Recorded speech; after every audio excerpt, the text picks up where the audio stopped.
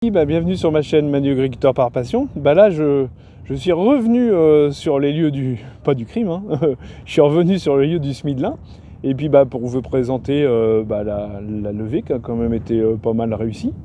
Et puis voyez, vous faire voir quelques petites altises aussi. C'est comme je vous disais dans la précédente vidéo, c'est un peu notre inquiétude quoi tout le temps. Mais il y en a quand même, mais bon, pas assez pour nuire, on va dire. Parce que je pense que c'est comme tout, il y a un seuil aussi à pas dépasser au mètre carré ou à la plante. Donc écoutez, je vous mets ça tout de suite en image. Donc vous voyez la levée, c'est quand même toujours super joli, moi je trouve. C'est vraiment, quand on voit la force d'une petite graine pour pousser la terre, moi je suis toujours en admiration devant ça. Donc là vous voyez, tout est bien levé et la parcelle est assez homogène. J'ai quand même constaté une chose, c'est que dans cette parcelle-là, j'avais ouvert la terre sur 1,5 hectare, pensant que ça allait, et j'ai arrêté au bout d'1,5 hectare. Et dans cette partie-là, donc elle avait été ouverte à peu près une semaine plus vite que le reste quoi, de la parcelle, et ça a dû former des mottes un peu plus sèches. La parcelle était quand même pas assez pour moi ressuyer. Et forcément, c'est là que j'ai le plus d'altise. Et vous voyez des petites... là, ici par exemple, vous voyez, au bout de mon doigt, là sur la feuille, vous avez une piqûre. Et ça affaiblit énormément le lin. Bon là, il va s'en tirer, hein, il n'y a pas de souci, mais vous voyez quand même, faut toujours être vigilant quoi.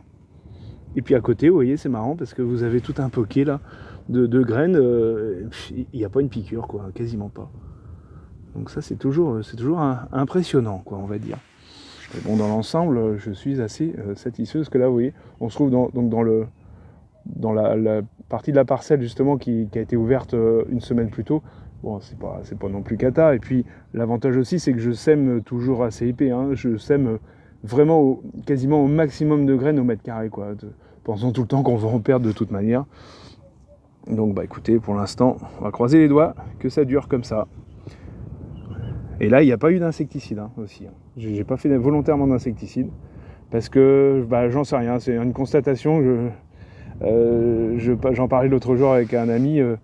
On a l'impression que quand il n'y en a pas de trop, par exemple, si vous faites un insecticide et qu'il n'y a pas trop d'altise, on a l'impression que ça les excite. Alors c'est juste notre déduction à nous, mais on a l'impression que ça les excite et du coup elles se vengent sur le lin parce qu'elles sont peut-être en mode survie, quoi, comme dit Mathieu. Donc voilà, Mathieu ne dit pas que des bêtises peut-être.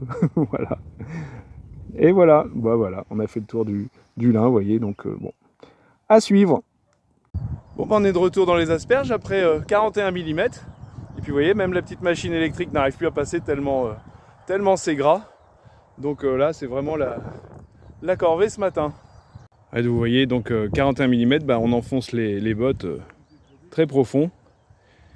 Et puis voilà, en espérant que le lin soit encore debout, mais bon ça j'ai un peu de mal à y croire. Bon, de retour dans mon champ de lin d'hiver, là, vous voyez, il est en fleurs. Bon, pour moi, il a versé un petit peu vite, quoi. Et ici, alors apparemment, il n'y a que vraiment que dans cette zone-là, parce que de l'autre côté, dans l'autre champ, qui est de l'autre côté de la route, là, écoutez, ça a l'air un peu mieux. Il y a quelques petits spots comme ça qui sont versés, mais dans l'ensemble, on va dire, c'est pas roulé par terre non plus, quoi. Donc bon, on dit que le lin, dans l'ensemble, mais alors, ça dépend à quel stade. Il peut souvent se relever 3 fois. Donc là, par place, il a déjà versé une fois. Donc bon, à voir, en espérant qu'il refasse un peu meilleur après, et puis qu'il essaye de se relever, qu'il prenne toutes ses forces pour se relever. Ce matin, refait une petite vidéo d'un tour de plaine. Donc là, je vous emmène dans le colza, là, qui arrive vraiment en fin floraison. Pour l'instant, je suis assez satisfait. Mon colza, je le trouve assez régulier. Il n'est pas très haut cette année. Et puis, il a quand même une floraison qui a duré, je trouve, pour la région, je dis bien, assez longtemps. Vous voyez, c'est ce qu'on appelle les siliques bosselés. Donc, vous voyez, c'est quand même pas si mal, quoi. Après, forcément, ça pourrait toujours être mieux. On pourrait avoir un remplissage jusqu'au bout. Mais en fait, ce qui fait souvent le rendement d'un colza, c'est surtout le poids de 1000 grains. Donc le poids de 1000 grains qui peut, si ça varie de quelques grammes, mais ça peut vous faire varier le rendement. Ça peut être très très important, quoi. Donc là vous voyez, je sais pas si vous voyez, je vais mettre un petit peu la perche plus haut. Il y a eu quelques... Hop. Il y a eu quelques ronds un peu d'humidité là, mais là je me trouve vraiment dans le bout de la parcelle et c'est vraiment pas le meilleur coin de la parcelle. Sinon, bah, en haut c'est vraiment du limon profond et là c'est plutôt très bien. Je me retrouve dans mon chindlin d'hiver là qu'avait pris hier, je vous avais fait voir 42 mm qui était par terre. Alors j'ai encore une partie qui commence à se redresser. Après, c'est vraiment pas une grosse partie du champ, hein. Je ne sais pas si vous voyez à peu près la longueur du champ, il est assez long. Et il y a une deuxième variété là qui est un petit peu plus loin, où là ça fait vraiment une mer bleue là. C'est vraiment super joli. C'est dommage que tout le champ soit pas uniforme pour l'instant. Et puis bah, vous voyez de l'autre côté, de l'autre côté là, le champ qui est à côté, il a rien, quasiment rien. Il a un tout petit peu de versé, mais qui est relevé depuis. Et donc on dit toujours que quand un lin verse, voilà, c'est que c'est un bon lin, mais enfin bon, j'aimerais bien qu'il relève un petit peu, et j'espère qu'il va se relever. Cette partie-là, ça me paraît un petit peu compliqué, parce qu'il est vraiment mêlé, quoi. Mais bon, ça, je pense qu'il faut encore attendre quelques jours. Après, ils annoncent 2 jours sans eau, donc bon, à suivre. On continue le tour de plaine, là on est dans une parcelle d'orge, et en fait, il y a eu une quarantaine de millimètres là aussi. Et j'avais vraiment peur d'avoir de l'averse dans l'orge. Pour l'instant, elle a l'air de se tenir à peu près droite. On a eu aussi un problème, c'est que ici, un problème, on l'a assez souvent, c'est un peu plus au sud là, et donc il fait toujours beaucoup plus froid. Et au moment de la méiose, donc la méiose, pour ceux, voilà, c'est de la biologie végétale, donc c'est une division cellulaire, et il y a plusieurs étapes dans la méiose, et du coup, c'est quand même une étape clé parce que en fait c'est là que se forment les pies, les pillets pour l'instant. Et ça on peut pas encore le voir pour l'instant. Mais c'est souvent que quand il y a un petit coup de froid, un petit coup de gel là, à ce moment-là, parfois vous avez, c'est ce qui explique, vous savez, quand vous êtes dans les pies, vous voyez des grains parfois avortés sur le haut. Souvent c'est dû à un coup de froid, on va dire au mauvais moment, quoi. Donc ça, pour l'instant, vous voyez derrière moi, elle n'est pas tout à fait épiée, elle est en cours d'épiaison, hein. Mais bon, à voir plus tard. Donc vous voyez l'épi, l'épi me paraît quand même assez court. Alors ouais, je sais que c'est pareil, c'est un peu comme le colza, il suffit qu'on ait un bon PMG et ça ira. Mais vous voyez, je suis tombé un peu par hasard sur celui-ci. Celui-là est quand même un petit peu plus long. Mais bon, c'est pas des grandes... Alors ici, c'est un escourgeon, ce qu'on appelle un escourgeon. Donc c'est donc une orge d'hiver, mais en 6 rangs et non pas en 4 rangs. Donc là, elle est destinée aussi, celle-ci, à faire de l'orge brassicole, suivant le teneur de protéines qu'il y a dedans. C'est ce qui fait ou pas qu'elle passe en brassicole. Donc normalement, il faut une teneur assez peu importante en protéines, contrairement au blé. Mais le souci de ça, c'est que quand il n'y en a pas, en fait, c'est là qu'on s'aperçoit que les normes, elles sont comme ça les arrange, parce que l'année dernière, ils avaient tellement peu d'orge brassicole qu'en fait, ils prenaient un peu n'importe quoi. Donc voilà, écoutez, là, maintenant, la prochaine étape dans la parcelle, là, ça sera la moissonneuse, hein. Pour l'instant, vous voyez, elle est restée quand même assez propre. Elle est, je trouve, assez haute aussi. Ça me gêne un peu, parce que toujours par rapport à l'averse. Mais bon, pour l'instant, je veux dire, elle est même très saine en maladie. Donc, pour l'instant, ça va.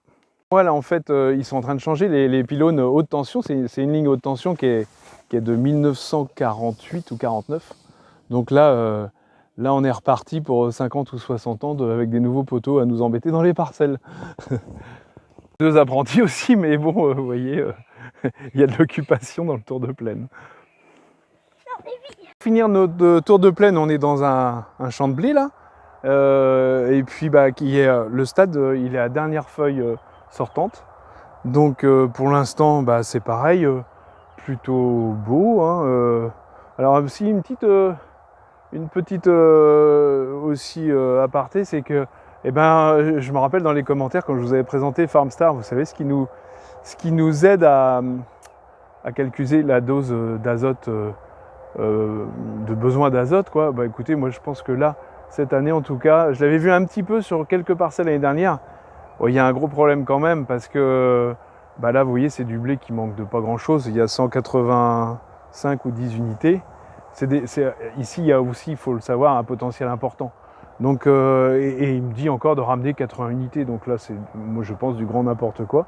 Donc ce que je vais faire, c'est que je vais ramener peut-être 30 unités. Je vais faire une pince and tester pour vraiment être sûr. Et puis voilà. Donc ça, ouais, je pense que l'année prochaine, je suis pas sûr que je continue encore Farmstar très longtemps. Parce que l'année dernière, c'était pareil. Et heureusement que je n'avais pas écouté. Parce que si je l'avais écouté, mon blé serait tombé par terre, quoi. Vous voyez, on voit aussi derrière moi, je ne sais pas si vous le voyez, alors attendez, je vais peut-être même tourner la caméra. Donc là, vous voyez donc la dernière feuille sortante là, et on voit plein de feuilles jaunes. Et donc là, il n'y a pas de maladie. Il y a eu de la septoriose à un moment, mais enfin, ça s'est drôlement calmé. Et du coup, le problème, c'est le froid en fait.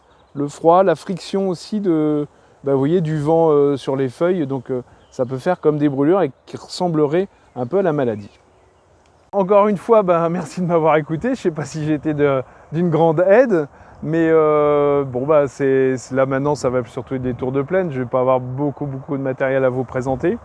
Peut-être 2-3 petites surprises quand même, enfin sur le mois de mai-juin, fin mai, début juin. Normalement, on va prévoir une visite ou deux d'usine. Mais bon, chaque chose en son temps et je vous préviendrai au moment. Et je vous souhaite une bonne semaine, un bon week-end. Et puis voilà, comme d'habitude, comme on dit toujours maintenant, à la prochaine pour de nouvelles aventures. Salut!